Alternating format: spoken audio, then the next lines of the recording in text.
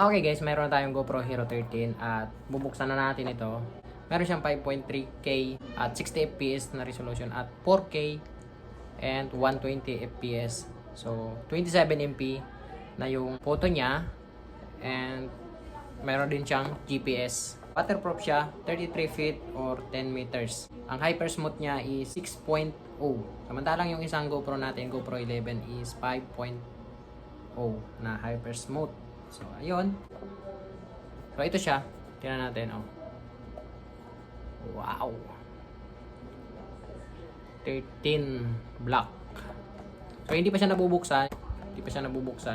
Tingnan natin kung anong nilalaman nito. Di ko pa nakikita kung anong klase ang nasa loob nito, kung anong mga kasama nito. Tingnan natin. At mayroon din tayong bubuksan. Ito. Kasabay ito ng in-order natin dito. Portable na charger. 50,000 milliamperes na siya. First time ko magbukas nitong GoPro Hero 13 na to. Okay. Parang laman. Ganda ng lagayan niya, oh. Meron siyang sticker. At yung manual niya.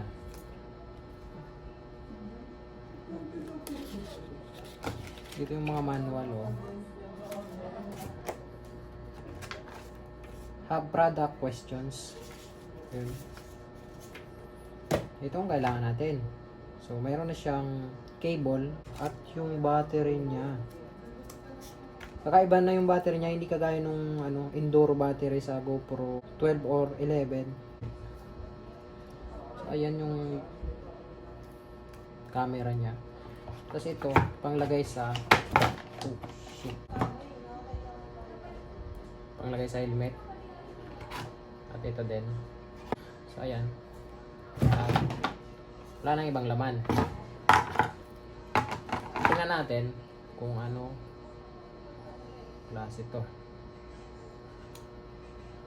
Ooh. Ito pa. Ganda niya.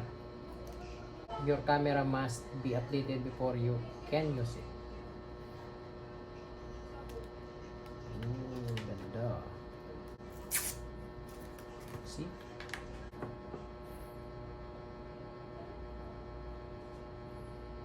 Kakaiba na siya.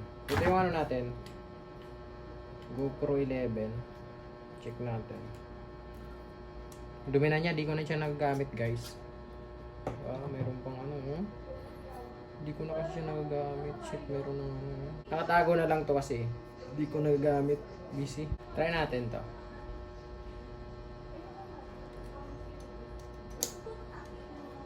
Ganda. Wala siyang ano, guys. Wala siyang memory card. Bibila natin. Hindi pa daw ito magagamit. Ayan. I-update pa natin. Kukunik pa natin sa cellphone. Ayun. On natin. Oh, ganda, oh. GoPro.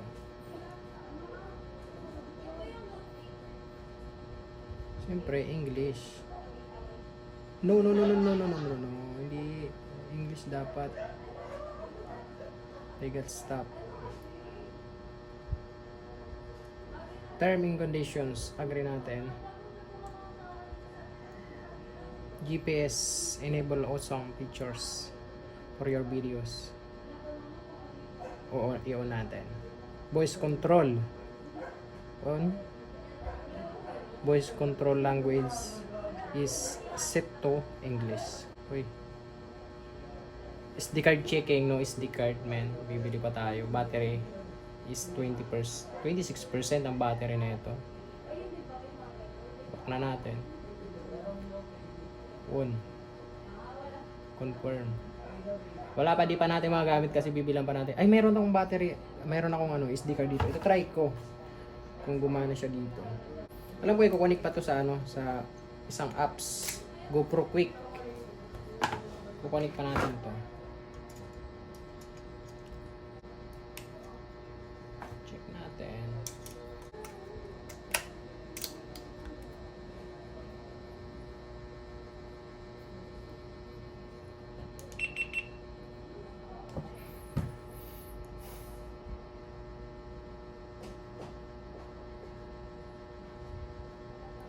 English, siyempre. Bibilang ko din to ng isa pang battery na Enduro kasi yung ginamit kong nakaraan na battery nag ano na siya, lumubo siya kasi overheat na, ginamit ko pa ng ginamit. So hanggang sa lumubo siya. Meron akong isa nito, bili ko is 2,400 ata, yung 2,500 ang bili ko. So ngayon, mabibili na lang natin mga nasa 2,300 ata. Ewan ko lang sa mga bilihan talaga nito. Siguro baka mas mura na kasi meron ng panibagong battery ito nga. Ewan ko lang. Hindi ko alam. Alamin ko pa kung magkano yung battery nito. Kailangan ko pa ng another battery para just in case malubat, meron tayong extra battery. I-off ko na muna to guys kasi hindi ko pa naman siya. Ikukunik ko pa siya sa GoPro Quick na app. Ito, kaya natin to. Bigat siya, mabigat.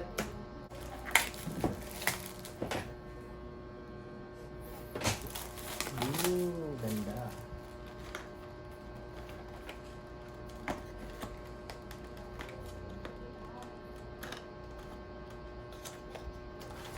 See? Hindi ko siya mabasa. Ewan ko kung ano to.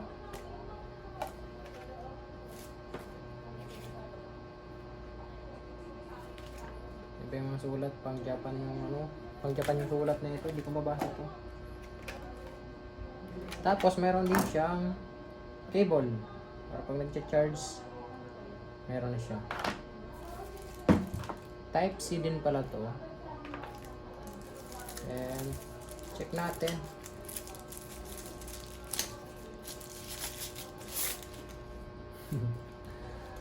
See?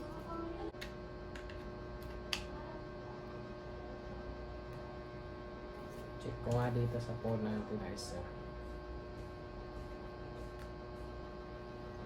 Oops, 63% ang laman nitong battery na to. Fast charge. Ganda. Meron tayong gagamitin pang rides. Although yung naman natin, yung motor na click is may charging port naman, pero hindi natin yun masyadong gagamitin para hindi agad malubat yung battery ng motor natin. Ito na lang gagamitin natin. Pabigat. Siguro siya. Ilang kilo kaya to? Almost 1 kilo ata to. Ang maganda dito yung stability niya. 6.0 na. Napaka-smooth nito. Pabigat din yung itong camera na to. Ano mas malaki? Same lang yung laki niya. Ayan. Ang ganda na yan. Okay, kakarating ko lang guys. So, pasensya na kayo kung maingay ngayon kasi maingay yung mga aso. Anyway, ito pala. Nakabili na ako ng battery nitong natin. Itong camera. So, may share ako sa inyo yung nangyaring problema dito sa GoPro 11 ko. Kaya pala hindi ko na nagagamit ay dahil luma na yung battery ko. Bumili ako ng panibagong battery. Hindi na gumagana yung lumang battery ko. Kaya pala hindi na siya nagre-recording. Kasi luma na yung battery ko. Lumobo na siya. Kaya bumili ako ng dalawang battery na Enduro panibago.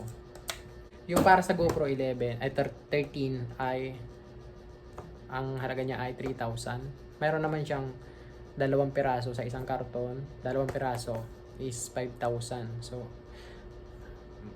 wala tayong pambili ng ganun kamahal. Kaya isa lang ang binili ko kasi pang reserve ako lang siya. At ayan, 3,000. May mga naman siya, discounted naman siya. Pero konti lang. Tapos dalawang para sa GoPro 11 ko. Dalawa. Ayan, 12 nakalagay pero pwede to sa GoPro 11. 2,525. Ayan, di ba? Ubos na naman ang laman ng bulsa ko. Tapos bumili ako ng another na SD card para doon sa GoPro 13. So ang nabili ko ay 256 is 4,500. May discount pero konti lang ang discount. At yung speed up niya ay 190 Mbps ang read niya. At 130 Mbps ang write. Yun ang nakalagay dito. Binuksan ko. Ito yung kalagayan niya sa loob. Ganyan yung pagkaka-package sa kanya. Diba? 3,000. Look at that. Ang liit. Oh. Okay, dito tayo magbukas. Ganon pa rin. Parehas lang yung pagkaka-package niya. At mayroon din siyang balot Pinoy daw. Hayaan nyo na yan, guys. Ganon pa din. Sabi ko, hindi naman sira yung ano nito. Yung parang body niya or kung ano tawagin. Yung mga pyesa niya, hindi sira. Alam ko hindi sira to kasi walang nangyaring masama dito eh. Bigla na lang siyang pag nire-record ko mag-video is hindi na siya nagre-recording. So, sabi ko, baka sa memory card ang sira. Tapos, chinek naman dun sa sa store. Wala naman problema. Walang problema sa memory card kasi ginagamit ko din siya kanina. Tinry ko dito sa GoPro 13. Tinry ko dito. Is gumagana naman. So, sabi ko, ano kayang sira niyan? System kaya or ano kaya? Baka ganon system. So, sabi niya, tatry ko. Ayusin natin. Ni-reformat niya. Wala pa rin nangyari. So, sir, try natin sa battery. Baka tingnan natin, itry natin. So, tinry namin sa battery. Gumana siya. So, ibig sabihin battery.